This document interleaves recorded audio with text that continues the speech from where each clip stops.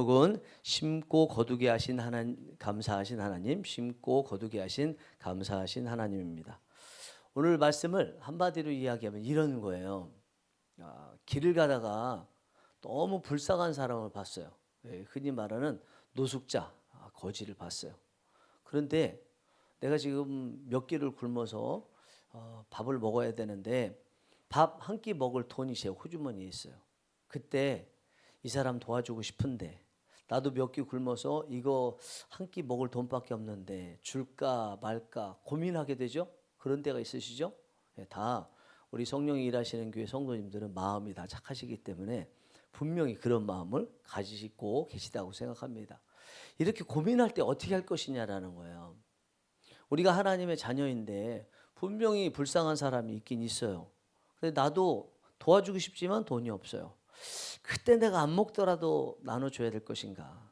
아니면 그냥 눈 감고 나도 한 끼는 먹어야 되니까 말아야 될 것인가? 라는 것에 대한 말씀입니다. 이렇게 고민될 때 우리가 실질적으로 나눠준다면 어떻게 될 것이냐라는 거예요. 우리 기독교라는 게 지금 우리가 소속되어 있는 곳인데 기독교는 예수 그리스도를 믿는 종교입니다. 원래 기독교 하면 이제 크리스토스, 크라이스트, 지저스 크라이스트 그러잖아요. 예수 그리스도, 크리스찬어티 이렇게 하는데 기독교는 예수님을 믿는 종교입니다.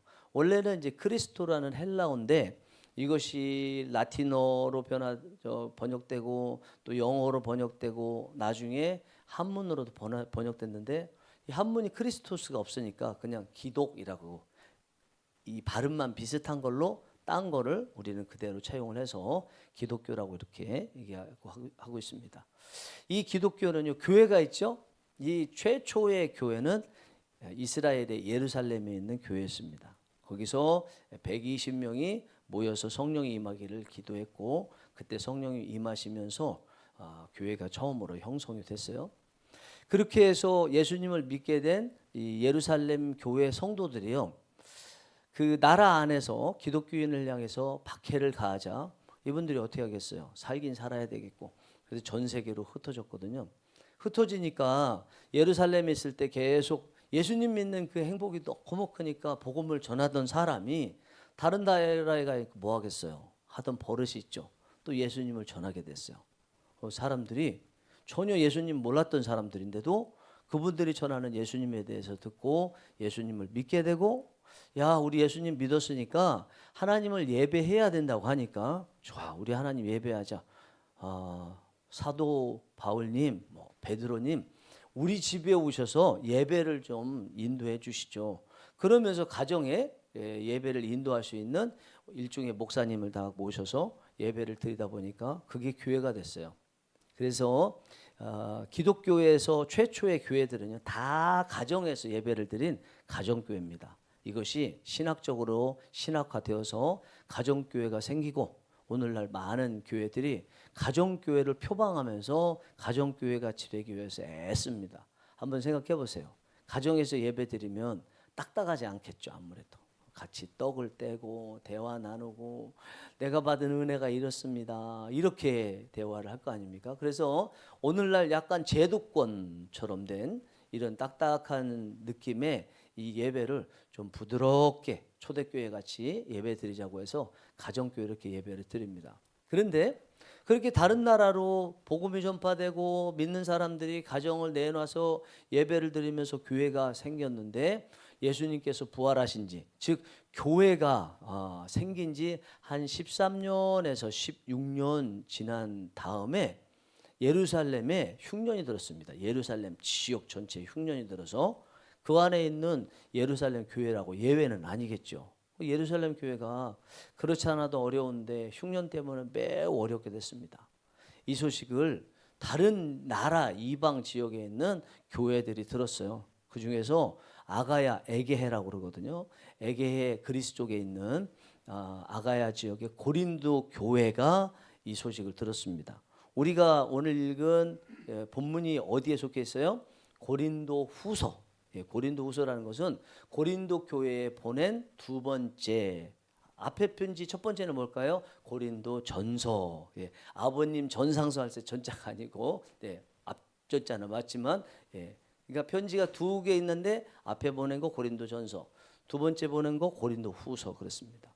이 고린도 교회가 예루살렘 교회가 너무 흉년으로 물질적으로 힘들다는 이야기를 듣고 우리가 그래도 빚지지 않았냐. 예루살렘 교회가 없었으면 우리가 어떻게 예수님을 믿고 천국에 갈 수 있게 됐냐. 우리가 돕자. 그래서 돕기를 시작했습니다. 그 고린도 지역이요, 상업 지역이에요. 돈이 많이 있을 수 있는 지역인데 고린도 교회 성도들은 대부분 상업하고 상관없는 일반인 그리고 노예 이런 사람들이 많았습니다. 그러다 보니까 이 모금을 시작은 했지만 돈이 점점점 나올 곳이 없으니까 이 사람들이 모금 활동을 중단을 했어요. 그러는 사이에 고린도 교회가 예루살렘 교회를 위해서 모금 활동을 한다는 소식을 옆에 지역의 사람들이, 마게도니아 지역 사람들, 아까는 에게 지역에 있는 사람들이 고린도 교회라고 그랬죠. 그 옆에가 그리스 에게 마게도니아 지역이거든요. 그 지역에 있는 교회들이 이 소식을 들었네요. 야, 그럼 이 좋은 걸 우리도 하자. 좋은 거는 우리도 해야 돼. 그리고 하기 시작했고 계속 잘하고 있었습니다. 그런데 사도 바울이 보니까 처음 시작한 고린도 교회는 돈이 없다는 이유로 멈췄고, 그것서 그 고린도 교회가 시작한 것을 보고 도전을 받은 다른 교회들은 계속 하고 있는 이런 상황을 보면서 바울이 안 되겠다. 고린도 교회 다시 모금 활동을 시작해야 되겠다. 그래서 모금 활동을 하도록 권면하는 게 오늘 본문의 내용입니다. 자, 이렇게 권면을 하긴 하는데 어떤 내용으로 권면하냐라는 것입니다. 우리가 생각할 때는 그렇게 생각할 수 있겠죠. 첫 번째, 권면하는 이유. 처음 잘 시작했는데 멈추면 안 되지. 처음 시작했으면 끝까지 해야지. 이런 의미로 했을 가능성이 있고요. 두 번째는 고린도 교회가 시작하니까 다른 교회들이 도전을 받아서 계속하고 있고 지금도 끊이지 않고 하고 있다면 처음 시작한 여러분들도 계속해야 되지 않겠습니까? 그런 의미로 다시 시작하자고 권면할 가능성이 있겠죠. 그런데 내용을 보면 그런 거는 거의 없어요. 그거는 뭐 당연히 있어야 될지도 모르겠지만 어떤 내용이냐? 왜 이 고린도 교회가 모금 활동을 멈췄다고 그랬어요? 돈이 없어서 멈췄다고 그랬죠. 그러면 다시 시작하려면 어떻게 해야 돼요? 돈을 줘야 될 거 아니에요. 아니면 돈 버는 방법을 알려주든지. 그래서 오늘 다시 고린도 교회가 예루살렘 교회를 위해서 모금을 시작하도록 독려하는 그 메시지 속에 중심이 뭐냐? 돈 버는 방법 알려줄게. 한마디로 이야기하면 그 돈 벌어가지고 멈췄던 예루살렘 교회 도와주면 돼 이야기하는 겁니다. 오늘 본문 말씀인 고린도후서 9장 10절 말씀 다시 한번 읽어보겠습니다. 찬찬히 한번 잘 읽어보겠습니다. 시작. 심는 자에게 씨와 먹을 양식을 주시는 이가 너희 심을 것을 주사 풍성하게 하시고 너희 의의 열매를 더하게 하시리니. 네, 그대로 한번 띄워주시면 좋겠어요. 자, 심는 자에게 씨와 먹을 양식을 주시는 이 하나님입니다. 이가까지는 하나님이 어떤 분이냐, 평상시에 하나님의 성품을 말하는 것입니다. 돈과 관련해서 누군가가 뭔가를 심고 싶대요. 예를 들어서 실제로 씨앗을 심고 싶대요. 근데 씨앗이 없네. 딱 하나 남았네. 이거 심을 게 아니라 이거 가지고 내다 팔아서 밥을 먹든지 아니면 이걸 먹을 수 있는 거라고 그러면 쌀 있지 않습니까? 옛날에 쌀 불려서 모를 만들었으니까 이거 한 끼 먹을 것도 없는데 이거 불려가지고 모를 만들 게 뭐가 있어. 일단 이거 먹자.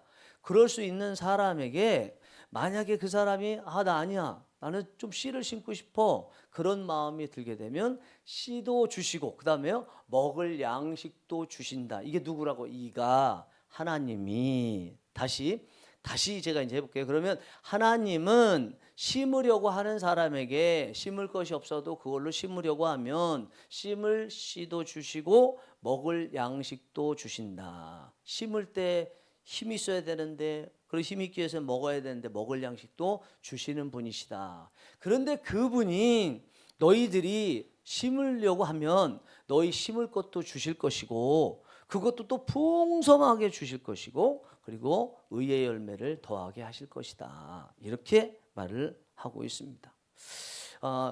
예를 들면 아까 말씀드린 길을 가다가 정말 한 끼도 못 먹어서 힘들어하는 사람을 만났는데 자기도 한 끼 먹을 돈이 있을 때 고민된다고 그랬죠. 그때 기꺼이 준다는 거죠. 어떻게 해서요? 하나님이 주실 것이라고 생각하고 주면 당장은 있는 한 끼 돈도 없지만 나중에 하나님께서 그 준 것과 그리고 더해서 다른 것들도 채워주신다라는 이런 의미입니다. 자, 이런 일이 일어날 수 있는 것은 성경에 많이 나와 있는데 명확하게 나온 성경 구절이 있습니다. 잠언서 11장 24절 25절 한번 보겠습니다. 잠언서 11장 24절 25절 시작. 흩어 구제하여도 더욱 부하게 되는 일이 있나니 과도히 아껴도 가난하게 될 뿐이니라. 예, 그다음 25절 구제를 좋아하는 자는 풍족하여질 것이요 남을 윤택하게 하는 자는 자기도 윤택하여지리라. 예, 저기 풍족입니다. 만족, 풍족. 예, 24절 한번 띄워보셔 보세요. 여기 보니까 두 부류의 사람이 있대요. 돈과 관련해서 어떻게 관리하느냐. 첫 번째는 구제하는 사람, 두 번째는 아끼는 사람 이렇게 있대요. 두 번째 줄 인난이 다음에 딱 끊으면 그 다음 과도히부터는 또 다른 부류의 사람이죠. 첫 번째 부류의 사람, 구제하는 사람. 어떻게 구제? 흩어. 자기가 가지고 있는 거 딱 하나 주는 게 아니고요. 많은 사람에게 씨를 뿌리듯이 물을 뿌리듯이 흩어 구제해요. 그러면 가지고 있는 것을 다른 사람에게 나눠줬으니까 자기 것이 줄어들게 되겠죠. 그런데 뭐라고 그래요? 더욱 부하게 되는 일이 있나니. 분명히 내가 가지고 있는 거 한 끼 먹을 거 다른 사람 나눠주면 내 거 한 끼 먹을 것조차도 없어서 가난하게 돼 이래야 되는데 오히려 나눠줬더니 더욱 부하게 되는 일이 있나니 이런 사람도 있나니 이런 뜻이죠. 이게 첫 번째 부류의 사람. 두 번째 부류의 사람은 과도히 아껴도 가난하게 될 뿐이니라. 이거 조금이라도 덜 먹고 덜 쓰고 아껴야 돼. 그러면 분명히 부자 될 수 있을 거야. 부자는 아니더라도 조금씩 물질이 많이 남을 거야. 이렇게 생각하고 계속 써야 될 거 안 쓴다는 얘기죠. 근데 이게요. 단순히 아끼는 사람 말하는 것이 아니고 가난한 사람, 나보다 너무 불쌍한 사람 있는데 그 사람에게 나눠주지 않으면서 아끼는 사람을 말하는 거예요. 왜냐하면 앞에 부분의 사람이 구제하는 사람, 도와주는 사람 이야기니까 뒷부분도 단순히 아끼는 게 아니고 도와줘야 되는데 자기 생각하고 부자가 되겠다고 도와주지 않으면서 아끼게 되면 남았다. 아낀 만큼 벌었다. 이렇게 생각할 수 있는데 하나님이 아니래요. 가난하게 될 뿐이니라. 다음 절 넘겨줘 보세요. 구제를 좋아하는 자는 남을 도와주기를 좋아하는 자는 풍족하게 될 것이요. 풍성하게 쌓이게 될 것이요. 그리고 남을 윤택하게 하는 자는 남을 풍요롭고 또 빛나게 만드는 자는 자기도 윤택하게 될 것이나 이렇게 했습니다. 자, 이게 잠언서 11장 24절 25절 말씀만 보면 가난한 사람에게 도와주면 오히려 부자가 되고 또 아끼려고 애를 쓰고 아끼면 부자가 될 것 같은데 더 가난해진다. 이게 어떻게 가능한가? 오늘 읽은 말씀에 의하면 뭐라고 됐어요? 오늘 말씀 보니까 이게 씨를 심는 자에게 씨와 양식을 주시는 이가 그랬으니까 이 잠언 11장 24절 25절의 말씀은 이런 일이 어떻게 해서 이루어진대요? 하나님이 그렇게 하신다는 거죠. 하나님이 다 보고 계셔서 가난한데도 나눠주면 부유하게 만드시고 그리고 가진 것이 많은데도 안 나눠주면 그 사람 가난하게도 만드시고 이렇게 말씀을 하고 있습니다. 하나님이 왜 이렇게 하실까요? 놀라운 말씀이 있습니다. 잠언서 19장 17절 보겠습니다. 시작. 가난한 자를 불쌍히 여기는 것은 여호와께 꾸어드리는 것이니 그의 선행을 그에게 갚아주시리라. 예, 좀 전에 두 가지 말씀을 통해서 하나님이 어떻게 물질에 대해서 관리하시는지를 봤는데 이 말씀 보니까 가난한 자를 불쌍히 여기는 것은 여호와께 꾸어드리는 것이래요. 이상하죠? 가다가 노숙자에게 내가 가지고 있는 거 나눠줬더니 하나님께서 너 노숙자에게 10,000원 줬지. 내 신약시대 내 아들이 이 세상에 와서 너희들에게 한 것을 보면 30배, 60배, 100배의 결실을 준다고 그랬지. 네가 10,000원 나눠줬으니까 너에게 30만 원 줄게. 아니야. 너는 너무너무 기특해서 100만 원 줄게. 이렇게 하신다는 것입니다. 그 이유가 뭐라고 그랬어요? 여호와께서 하나님께서 내가 빌린 거나 마찬가지이기 때문이야. 이렇게 말씀하시잖아요. 무슨 이야기냐면 하나님께서 보시기에 가난한 사람들, 그리고 남들이 싫어하는 그 홀로 있을 수밖에 없는 사람들을 다 당신의 가족으로 여기시고 자녀로 여기신다는 거예요. 여러분들은 누군가 자녀에게 돈 빌려주면 돈이 자녀가 없을 때 대신 안 갚아주세요. 갚아주시죠. 뭐 갚을 능력이 없으면 그거는 어쩔 수 없지만 돈 10,000원 빌렸다, 20,000원 빌렸다. 제가 빌렸어요. 우리 엄마한테 가서 엄마 나 저희 돈 10,000원 빌렸는데 돈이 지금 없네 그러면 엄마가 기꺼이 주지. 걔 너무 기특하다. 20,000원 줘라. 네, 우리 엄마 그러실 분이거든요. 20,000원 줘라. 이렇게 한다는 거예요. 여기 보세요. 가난한 자를 불쌍히 여기는 것은 여호와께 구워드리는 것. 즉 가난한 자와 같은 소외된 사람은 하나님께서 가족으로 여기신대요. 네? 가족으로. 그래서 다른 사람들은 다 외면하고 멸시할지라도 하나님은 가족이니까 멸시하지 않고 조금이라도 기특하게 도와주는 사람이 있으면 30배, 60배, 100배, 오병이의 기적같이 5,000배 이런 것으로 갚아주신다 말씀하십니다. 그리고 그의 선행을 그에게 갚아주시리라 이렇게 말씀하고 있습니다. 자, 이 말씀 따라서 가난하고 소외된 사람은 하나님께서 보시기에 당신의 가족처럼 여기신다고 말씀드렸는데 이걸 정확하게 말씀하신 또 성경 구절이 있어요. 마태복음 25장 34절에서 40절까지 말씀 중간중간 이렇게 빠진 거는 뺀 대로 보겠습니다. 같이 읽어보겠습니다. 시작. 그때 임금이 그 오른편에 있는 자들에게 이르시되 내 아버지께 복을 받을 자들이여 나와 창세로부터 너희를 위하여 예비된 나라를 상속받으라. 넘기시고 내가 줄일 때에 너희가 먹을 것을 주었고 목마를 때에 마시게 하였고 이에 의인들이 대답하여 이르되 주여 우리가 어느 때에 주께서 줄이신 것을 보고 음식을 대접하였으며 목마르신 것을 보고 마시게 하였나이까. 임금이 대답하여 이르시되 내가 진실로 너희에게 이르노니 너희가 여기 내 형제 중에 지극히 작은 자 하나에게 한 것이 곧 내게 한 것이니라 하시고. 여기까지 맞지? 끝이죠? 네.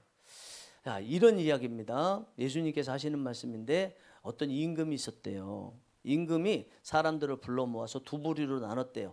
임금의 왼쪽에는 염소 같은 사람, 오른쪽에는 양 같은 사람으로 나눴대요. 염소 같은 사람은 지옥 갈 사람, 또 오른쪽에 양 같은 사람은 천국 갈 사람이래요. 그 지옥 갈 사람이 왜 지옥 갈 사람인가 물어보니까 이 사람들이 물어보니까 예수님께서 하시는 말씀이 내가 굶주렸을 때 너희들 먹을 거 안 줬잖아. 내가 목마를 때 너희들 나에게 물을 안 줬잖아. 그리고 내가 헐벗었을 때 나한테 옷 안 줬잖아. 내가 감옥에 갇혔을 때 한 번도 찾아와 보지 않았잖아. 그러니까 여기 있는 사람들이 우리가 언제 그랬습니까? 주님께. 그리고 또 이쪽 분들한테 똑같이 내가 배고플 때 너희가 밥을 주었고 목마를 때 물을 주었고 옷이 없을 때 옷을 주었고 갇혔을 때 찾아왔고 우리가 언제 그랬습니까? 주님께 물어보니까 이쪽에 하시는 말씀이 지극히 작은 자에게 한 것이 곧 나에게 한 것인데 결국 너희들 지극히 작고 소외된 자에게 안 했으니까 나에게 안 한 거야. 너희들 그들에게 한 거니까 나에게 한 거야. 무슨 말씀이에요? 예수님께서는 이 말씀을 통해서 그렇게 지극히 소외되고 가난하고 이런 분들은 예수님과 동일하게 보신다는 것입니다. 우리가 살아가면서 하나님에 대해서 알면요, 한 번쯤은 소원을 가질 게 있어요. 하나님 얼굴 한번 보고 싶습니다. 그런 소원 안 가져 보셨어요? 진짜 하나님이 계시다면 나 하나님 제대로 믿겠습니다. 하나님 좀 보여주세요. 얼굴 한 번만 보여주세요. 그렇게 얘기하잖아요. 근데 이 말씀 보니까 뭐래요? 우리는 이미 하나님의 얼굴을 많이 봤다는 거죠. 어떻게 해요? 가난하고 소외된 사람들. 여기 하나면 잘 못 봤는데 좀 다른데 막 힘들고 어려운 지역, 진주는 그런 사람들 많았어요. 다리 밑에 문둥병자도 많았고 그랬는데 거기 가면 다 누가 보여요? 예수님이 보인다는 거죠. 예수님. 하나님이 보인다는 거죠. 분명히 하나님을 보고 싶다고 그랬는데 하나님께서는 그 기도를 들으시고 딱 나타나셨는데 하나님 모른 척 하네요. 손을 내밀지도 않네요. 그거에 대해서 말씀하시는 것입니다. 그러면 본문을 쓴 사도 바울은요, 지금 헌금을 하다가 멈춘 이 고린도 교회 성도들을 향해서 너희들 돈 없다고 멈췄지. 돈 너희들 없다고 멈추지만 너희가 조금이라도 있는 것 가지고 그곳을 그 예루살렘 교회를 나눠주기 위해서 손을 펼쳐서 헌금을 하게 되면 하나님께서 그 헌금할 거 더 주시고, 그리고 너희들 헌금하면서 계속 살아갈 수 있도록 물질도 풍성히 주시는 거야. 그러니까 돈 없다고 얘기하면 안 되는 거야. 이 돈이라는 것은, 헌금은 돈이 없어서 헌금하지 못하는 것이 아니라 마음이 없어서 헌금하지 못하는 것이고, 하나님이 어떤 분인지를 이렇게 갚아주시는 분이라는 것을 모르기 때문이야 라고 지금 말씀하고 계신 것입니다. 그래서 너희들 지금 없지만 없는 가운데서도 조금이라도 예루살렘 교회를 위해서 자원하는 마음으로 기쁘게 나눠주게 되면 하나님께서 더 채워주시니까 그렇게 해 라고 말을 하고 있는 거예요.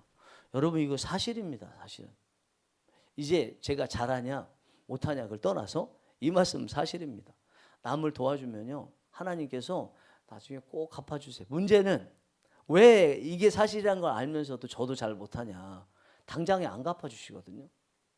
그런데요, 우리도 누군가에게 은행에 예를 들어서 돈을 빌렸어요. 그러면 돈 바로 안 갚죠.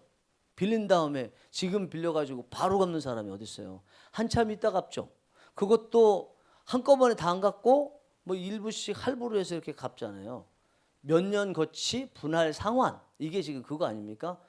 우리도 그러는데 하나님도 하나님의 가족을 우리가 도와줘서 하나님께서 우리에게 빚을 지셨다고 말씀하신다면, 그리고 갚으실 거 분명한데 언제 갚으시냐는 거예요. 언제 갚으셔요? 우리처럼 바로 갚으시는 게 아닌 거죠. 몇 년 거치 몇 년 상환, 몇 개월 거치 며칠 상환, 뭐 이렇게 하든지 모르겠지만, 정확한 기간은 모르겠지만 분명히 하나님께서 갚아주시는 건 갚아주시는 건데, 우리도 빚을 졌을 때 갚아줄 때 조금 늦게 갚는 것처럼 하나님께서도 반드시 갚아주신다. 다만 그 갚아주시는 몇 년 거치 몇 년 상환의 그 기간을 조금 참을 수 있어야 되는데, 이것을 못 찾으니까 말씀 읽을 때는 아멘 하지만 실제 그런 상황이 오면 말씀대로 안 하잖아요. 그러니까 죄송한 표현이지만 돈에 대해서 그 자리에 다람쥐 쳇바퀴 돌듯이 계속 그 자리에 있는 거예요. 사실은 목회자로서요, 제일 신경 쓰이는 게 돈입니다. 목회자도 세상 사람 중에 일부이기 때문에 목회자로서 제일 신경 쓰이는 게 돈이고요. 성도님들 중에 제일 마음 아픈 사람은요, 몸이 아픈 사람이고, 무엇보다도 그와 비슷하게 신경 쓰이는 분은 돈이 없는 분이에요.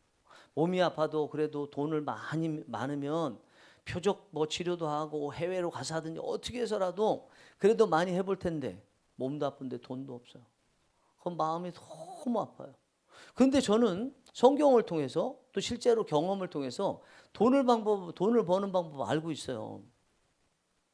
알고 있어서 그 방법을 말씀드리고 싶은데, 그 방법이 당장 듣기에는 하나님이 돈 좀 내놔봐 이러는 느낌이 드는 거예요. 바로 그게 헌금이고 남을 도와주는 거거든요. 그게요. 분명히 너희가 11조를 드리면 창고를 하늘문을 여시고 싸울 곳이 없도록 붙지 아니하나 보라, 이렇게 말씀하셨거든요. 그러니까 성도님들 불편하지 않게 하기 위해서는 헌금에 대해서 설교 않고, 헌금 입도 뻥끗 안 해야 맞는데, 그런데 그렇게 하면 성도님들이 하나님이 주시는 물질의 복을 못 받으니까 답답한 거예요. 그래서 말을 하자니 시험 들었다고 그러고 안 나오고 이러니까 물질에 대해서 이야기를 못 하는데, 여러분 오늘 본문의 말씀에서 하시는 말씀은요, 물질의 주인은 하나님이시라는 거죠.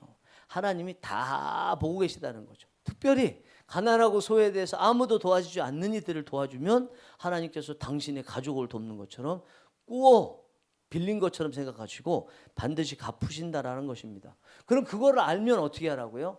기다려야 된다는 거예요. 보상해 주실 때까지 낙심하지 말고. 예, 오늘 이 말씀을 통해서 하나님께서는 이렇게 할 때 마지막에 어떤 열매가 맺힌다고 말씀했어요. 그 열매가 의의 열매가 맺힌다 말씀하셨는데, 오늘 본문 말씀 다시 한번 보겠습니다. 고린도후서 9장 10절 시작. 심는 자에게 씨와 먹을 양식을 주시는 이가 너희 심을 것을 주사 풍성하게 하시고 너희 의의 열매를 더하게 하시리니, 없는 중에도 나눠주며 나눠줄 것도 주시고, 그리고 살아가는 데 필요한 것도 풍성히 주실 뿐만 아니라 마지막에 너의 의의 열매를 더하게 하신대요. 의의 열매. 의의 열매가 뭔가, 여러분 여기 의의 열매라고 할 때 의라는 것은요, 헬라어로 그냥 들으세요. 디카이오슈네라는 단어입니다. 이거는 이제 의라는 뜻도 있지만 관계라는 뜻이 많아요. 관계. 그러니까 의의 열매를 더하게 하신다. 이 이야기는 어떤 열매를 맺히기는 맺히는데 의라는 열매를 맺히지만 디카이슈네로 봤을 때는 이것은 하나님과의 바른 관계의 열매를 맺게 된다. 이런 뜻이에요. 가난한 자를 돕는 것이 결국은 하나님과의 바른 관계가 맺어지게 되는 역사가 일어난다는 것입니다. 만약에 우리가 가난한 자를 도와줬어요. 도와줬는데 하나님하고 전혀 상관이 없어서 하나님과 바른 관계를 맺을 수 없다. 그러면 이거는 의의 열매가 아닌 거죠. 그냥 도와준 거예요. 남 도와준 거예요. 불신자가 도와주듯이. 의라는 것은 하나님밖에 없습니다. 우리가 예수님을 믿으면 어떤 일이 일어나나 이신칭이라고 들어보셨을 거예요. 믿음으로 말미암아 의롭다 칭함을 받는다.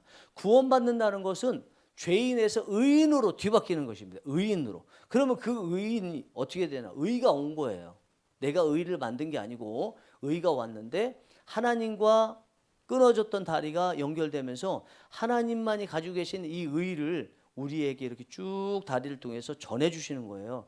그래서 의를 얻게 되는 것입니다. 여기에 말씀에도 마찬가지입니다.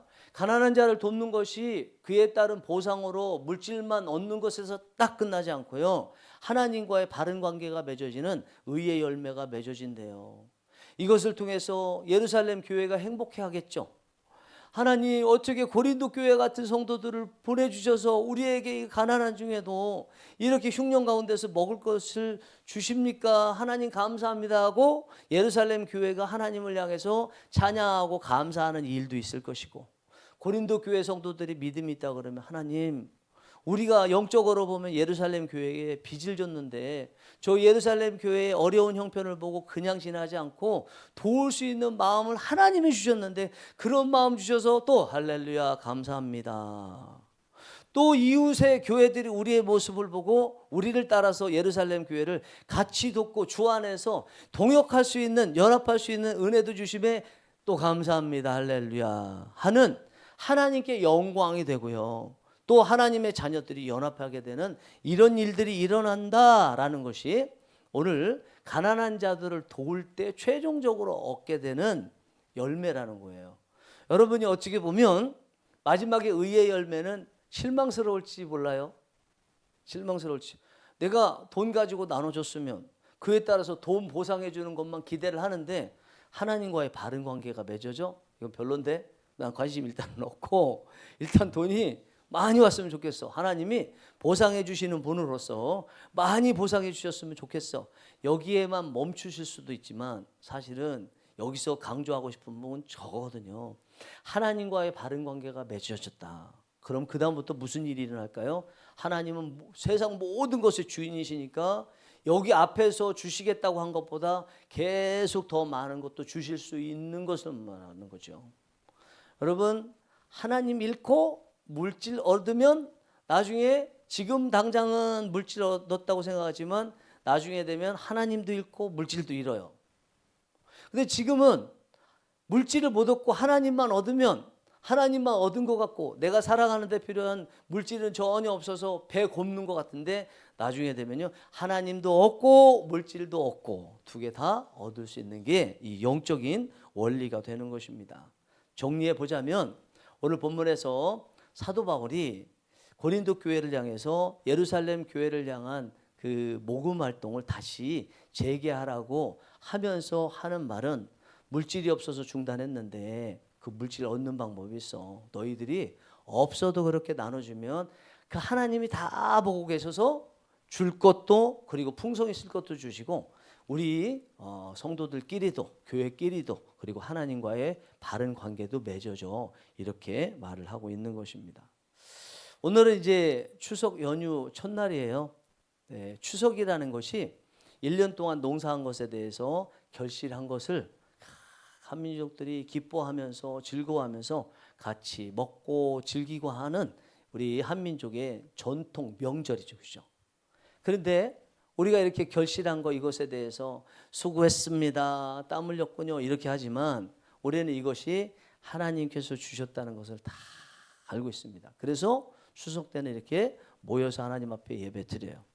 사실은 하나님의 자녀라면 명절 때요. 죽은 사람에게 가는 성묘하러 가는 거 그것도 뭐 갈 수는 있겠지만 기본적으로 먼저 해야 될 것은 가족들이 모여서 하나님 감사합니다 예배드리는 게 이게 우선적으로 해야 할 일이죠. 그래서 우리 예배 서식서도 여러분들께 다 나눠드렸습니다.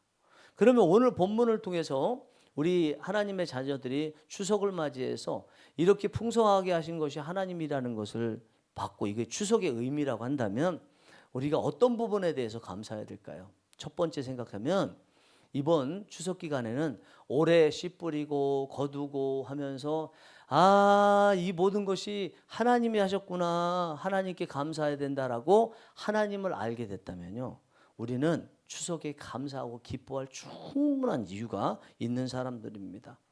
저는 올해 정식으로 이 예배처소에 옮기게 됐습니다. 이 옮기는 과정 가운데서 많은 일도 있었습니다. 많이 여기 다 저와 평상시 지인이었던 분들이기 때문에 그거에 대해서 잘 아실 것입니다. 저나 제 아내나 특히 이 모든 것이 하나님이 하셨다는 것을 잘 알고 있습니다. 올해 이 추석은요 다른 어느 때보다도 더 풍성한 추석이고 더 감사할 이유가 많은 정말 한가위 같은 추석 한가위 아주 풍성한 추석이 저희 부부에게는 느껴지는 올해 추석입니다. 여러분들은 올해 추석을 이렇게 맞이할 때 어떤 감사거리가 있으신지 모르겠어요. 하나님이 뭐 주셨다라고 고백하실 수 있는 게 뭐가 있으신지 모르겠어요. 저는 적어도 여러분들이 그걸 아셔야 될 것 같아요. 우리 성령의 일하시는 교회에 교인으로 등록하신 거 이거 누가 하신 거예요? 하나님이 하신 거거든요. 이거보다 감사할 일이 어디 있겠어요? 마음껏 예배할 수 있는 곳, 하나님 말씀을 들을 수 있는 곳 이런 곳에서 예배 드릴 수 있다는 게 얼마나 복이에요. 여러분들이 오래 사시는 동안에 가장 감사한 것이 정말 하나님과 관계되어 있는 날을 잘 생각해 보세요. 세상에서 가장 소중한 게 뭘까요? 돈? 아니면 권력? 만약에 돈과 권력이 최고의 것이라면 돈 많고 권력 있는 분들도 예수님 믿어야죠. 만약에 예수님 믿는 것이 별거 아니고 돈 많고 권력 있는 것이 최고의 것이라면 당연히 최고의 것 돈이나 권력을 가진 사람들은 그 아래 것은 당연히 따라와야 되겠죠. 이렇게요. 그런데 돈 많은 분들도 예수님 믿지 않는 사람 많고요. 교회를 다닌다고 해도 천국 갈 수 있을 만큼 믿는 분들 많지 않습니다. 권력을 가지고 있어도 예수님 믿는 사람 많지 않습니다. 근데 우리는요, 그 돈 많은 사람들도 못하는, 권력 가지고 있는 사람들도 못하는, 박사학위를 하고 그 이후에 포스트닥이라고 하는 박사 이후에 박사학위를 또 딴 사람들, 그런 사람들도 못 가지고 있는 거. 그들 중에는 나 정말 천국을 가고 싶다라고 생각하는 분들도 있을 거예요. 몇 번 소원을 갖다가 말아버려 못 찾겠어. 방법을 모르겠어. 그리고 포기했을 수도 있는데 우리는 예수님을 믿어서 이렇게 천국 백성이 되고 이 예배 자리에서 예배드리고 추석을 단순히 조상의 명절이 아니고 하나님이 주신 풍성한 열매의 절기라는 것을 알고 하나님께 감사하고 있는 사람이라면 우리처럼 복받은 사람이 어디 있고 그것이 오래 이루어졌다면 올해 이처럼 감사할 게 어디 있겠습니까? 여러분 올해 지금까지 오시면서 입에서요 하나님 하나님이 하셨습니다. 하나님 예배 드립시다. 할렐루야. 이런 얘기 얼마나 나오셨나요? 작년에 비해서 얼마나 늘으셨나요? 만약에 그 숫자가요 작년보다 더 많아졌다 그러면 여러분들 하나만 많아져도 올해 아주 최고의 복을 누리실 겁니다. 오늘 정말 그거 인정하시면 밥 사셔야 돼요. 밥 사셔야 된다니까. 그 진짜 느끼셨다 그러면 밥 사셔야 됩니다. 다 밥 사야 되겠네요. 그렇죠? 두 번째입니다. 이것을 통해서 우리가 이 추석에 감사해야 될 이유 또 한 가지 마지막은 거두고 뿌린 것이 있다는 것, 그것이 하나님이 주셨다는 것을 알기 때문에 뿌리고 거둔 것에 대해서 감사할 수 있어야 됩니다. 특별히 오늘 본문의 말씀이 가난한 사람들에게 뿌리는 거잖아요. 그리고 그거에 대해서 하나님께서 거두게 하시고 영적으로도 풍성하게 거두게 하신다고 그랬잖아요. 올해 만약에 여러분들께서 가난한 사람들에게 가진 것을 이렇게 나눠주셨다. 그리고 그에 따라서 또 하나님이 보상해 주셔서 이렇게 많은 결실을 맺었다는 그런 고백이 있으시다면 앞에 첫 번째 하나님 알게 된 거기 다음으로 가장 행복한 추석이라고 고백하셔도 무색한 고백이라고 생각합니다. 사실 저는 이 부분에 대해서 할 말이 별로 없습니다. 올해 별로 안 나눠줬습니다. 제가 그냥 안 나눠주는 사람은 아닌데 어쨌든 별로 없다는 이유로 인색하게 별로 안 나눠줬습니다. 나눠줄 때도 아주 조금 나눠줘서 부끄럽기 그지없습니다. 그런데 여러분들은 많이 나눠주셨지 않을까 그렇게 생각합니다. 사실 나눠주고 안 나눠주고 제가 지금 별로 가진 게 없어서 안 나눠줬다고 말씀드렸지만 나눠주는 것은 돈이 있어서 나눠주는 게 아니더라고요. 오늘 본문의 말씀도 보면 마음도 있어야 되고요. 하나님을 믿는 사람이라면 하나님께서 보상해 주신다는 원리를 알고 믿으면 나눠줄 수 있는데 결국 안 나눠주거나 적게 나눠줬다는 것은 하나님에 대해서 몰랐고 아니면 알았는데도 믿음을 갖지 못했다. 아니면 믿음이 작았다. 이런 의미가 될 것입니다. 사실요. 돈 많아서 많이 나눠주시는 분들이 있잖아요. 제가 가만히 보니까 돈 많아서 많이 나눠주시는 분들은요. 그냥 마치 여분으로 스페어 타이어처럼 돈 많으니까 그냥 뚝 떼듯이 자, 돈 죄송한 표현이지만 다 그런 거 아닙니다. 항상 예외는 있지만 또 전반적으로까지는 아니고요. 좀 많이 그럴 수 있다고 생각합니다. 자, 이거 받았어요. 약간 갑질 느낌? 가진 거 이거 뭐 받아. 이런 느낌? 그런데 가진 것이 없는 우리는 어떻게 해요? 아까 처음에도 말씀드렸다시피 지금 밥 몇 끼 굶었는데 한 끼 먹을 10,000원 있어요. 가난한 사람 봤어요. 아, 이거 줄까 말까. 마음이 막 계속 요동치잖아요. 충돌하잖아요. 줄까 말까. 그러면서 마지막에 줬다면요. 인색한 게 아니라고 봐요, 저는요. 그만큼 마음을 다 해서 마음이 이긴 결과로 준 것이지 돈이 있어서 준 게 아니라고 느껴져요. 그렇게 보면 돈 많아서 많이 주는 사람보다 없는데 그 안에서 고민하면서 인색한 사람처럼 고민하면서 나눠준 것이 하나님께서 더 귀하게 보시는 것이라고 생각해요. 그게 뭐예요? 부자하고 과부의 두렙돈 이야기 속에 나온 과부의 두렙돈 같은 예수님께서 과부의 두렙돈 7,000원 정도 되는데 그거를 헌금하는 그 여인을 저 부자보다 많이 넣었도다 하신 이유가 충분히 이해되는 게 우리가 실제적으로 남을 나눠줄 때의 모습인 것 같습니다. 여러분 하나님께서는 오늘 본문의 말씀처럼 여러분들께서 가난한 자 또 가난하진 않아도 하여튼 도와줘야 될 사람들 돈 나눠주게 되면 반드시 거두는 은혜를 주세요. 진짜 주세요. 말씀을 보니까 여기 이렇게 나와 있습니다. 시편 126편 보면 5절 6절에 보면 이렇게 나와 있어요. 우리 특별 새벽 기도 때 전했던 말씀인데 같이 읽겠습니다. 시작. 눈물을 흘리며 씨를 뿌리는 자는 기쁨으로 거두리로다. 울며 씨를 뿌리러 나가는 자는 반드시 기쁨으로 그 곡식단을 가지고 돌아오리로다. 가진 게 없어요. 그래도 막 씨를 뿌렸어요. 그러면 반드시 어떻게 한다고요? 하나님께서 기쁨으로 단을 거두리로다. 그런데 이 말씀이 사실이거든요. 근데 사실인데 왜 사람들이 씨를 안 뿌릴까? 남을 도와주지 않을까? 자기가 하나님께서 약속하신 대로 단을 거두는 그 기간까지를 기다리지 못하는 거죠. 몇 년 거치 몇 년 상환에 그 하나님께서 갚아주시는 기간을 기다리지 못하고 낙심하니까 그렇습니다. 그래서 우리가 씨를 뿌리고 나서 반드시 해야 될 게 낙심하지 않는 것입니다. 갈라디아서 6장 7절 9절 보겠습니다. 시작. 사람이 무엇으로 심든지 그대로 거두리라. 우리가 선을 행하되 낙심하지 말지니 포기하지 아니하면 때가 이름에 거두리라. 다시요. 다시 볼까요? 사람이 무엇으로 심든지 그대로 거두리라. 심으면 거둔대요. 그 다음에요. 9절이요. 우리가 선을 행하되 낙심하지 말지니 포기하지 아니하면 때가 이름에 거두리라. 하나님은요. 씨를 뿌리면 반드시 거두게 하시지만 근데 못 거두는 때가 유일하게 한 경우가 있대요. 그건 하나님 책임이 아니고 하나님이 안 주셔서가 아니라 받을 이 사람이 중간에 그 거두는 그때를 맞이하지 못하니까 기다리지 못하고 낙심하고 이거 될까 안 될까 하다가 결국 포기해버리면 그렇게 되면 하나님이 아무리 주시고 싶어도 거둘 수 없다 이렇게 말씀하고 있습니다. 그러면 하나님께서는요, 우리가 남을 도와주면 반드시 거두게 해주세요. 그러니까 거두는 복이 있어야 돼요. 2025년도 이 추석을 맞아서 결실의 계절에 여러분들께서 얼마나 거두셨냐, 이걸 통해서 하나님의 은혜가 이만큼 있었다, 이렇게 고백할 수 있을 거예요. 많이 거두셨습니까? 많이 거두셨어요? 뭐 예년에 비하면 또 적게 거두실 수도 있지만 하나님께서 거두게 하시는 복을 주신다. 그리고 남은 2025년도 기간도 많이 거두시는 은혜가 있기 원합니다. 복을 받으시기 원합니다. 자, 그런데 오늘 계속 하는 말씀이 뭡니까? 본문의 말씀도 다른 말씀도 계속 성경을 제가 말씀드린 그 구절들이 하는 얘기가, 그 거두는 복이 뭐와 함께 왔어요? 뿌릴 때 왔죠.